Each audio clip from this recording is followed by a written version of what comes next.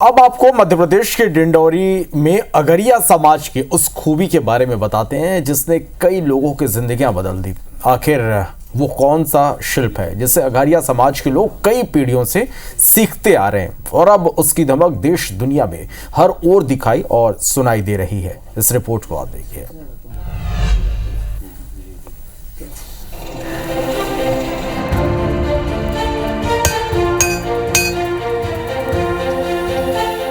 ये मेहनतकश हाथ, ये हुनरमंदी और हाथों की जादूगरी जो साधारण से लोहे को इस ढंग से गढ़ देती है कि जो भी देखता है बस देखता ही रह जाता है।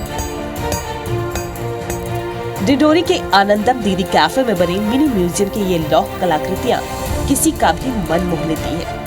मोर के स्वरूप में दीपक, हिरण, इंसान, मुखौटी, कैंडल स्टैंड, घोड़े, सूरज जैसी न जाने कितनी कलाकृतियां लोगों के घरों, ऑफिस में चार चांद लगाती हैं। मेला हुआ, फिर एम्पोरियम हुए, फिर अपना ट्राइफेड वगैरह हैं, उनमें अपन ज़्यादा सामान दें।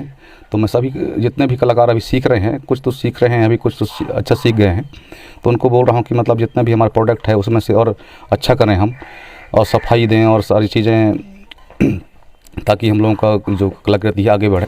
अगरिया समाज के इस हुनर को पहचानने और उसे निखारने में आजीविका मिशन ने बड़ी भूमिका निभाई है। इनके काम की पहचान दूर दूर तक पहुंच रही है और रोजगार के अवसर उपलब्ध होने से आर्थिक समृद्धि के रास्ते भी खुल रहे हैं। पुरुषों के साथ साथ महिलाएं भी कंधे से कंधा मिलाकर काम कर रही हैं।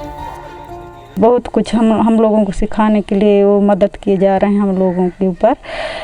जैसे ऑर्डर हुआ तो वो भी हमारे लिए ऑर्डर पहुंचाते हैं और वहाँ के लिए सामान बनाना है करके बताते हैं। सरकार के द्वारा हम लोगों को मदद भी मिलती है।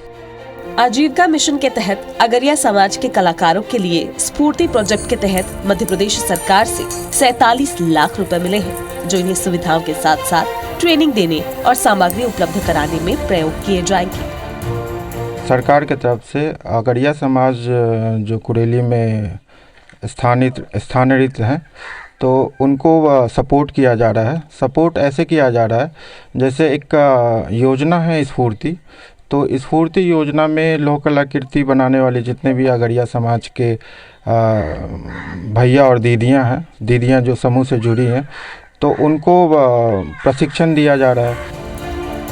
इस परंपरागत काम में डिंडोरी विकासखंड के समनापुर के कुरेली में 46, जाता डोंगरी के बरगा में 36, मोगांव में 10 और उमरिया में 8 परिवार ऐसे हैं जिन्हें लोहे से कलाकृतियां बनाने में महारत हासिल है। इतना ही नहीं, यहाँ के एक बुजुर्ग ऐसे हैं जो सालों पहले पत्थर से लोहा बनाते थे और फिर उससे किसानों के लिए औजार बनाया करते थे। पहले हमारे जमाना में जंगल से कोयला लाते थे, पत्थर लाते थे, उसको एक मिट्टी के भट्टी बना करके हम लोग फिर उसमें लोहा गिराते थे।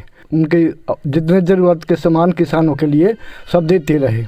अब धीरे धीरे करके सरकार आगे बढ़ाने के लिए फिर कलाकारी लाए, तो बच्चे लोग हैं तो सब कलाकारी कर अपने गुजर बसर कर रहे हैं। भारत की समृद्ध परंपराओं ने कला, संस्कृति के साथ शिल्प और कौशल से नई लीक बनाई है और अगरिया समाज उसी पुरानी परंपरागत विरासत को नए स्वरूप में जन जन तक पहुंचा रहा है। साथ ही इस बात की गवाही दे रहा है कि अगर कोई काम शिद्दत से की जाए तो उसे पूरा करने में कोई अड़चन रोड़ा नहीं बनती है। योगेंद्र वर्मन, IBC 24, डिंडौरी।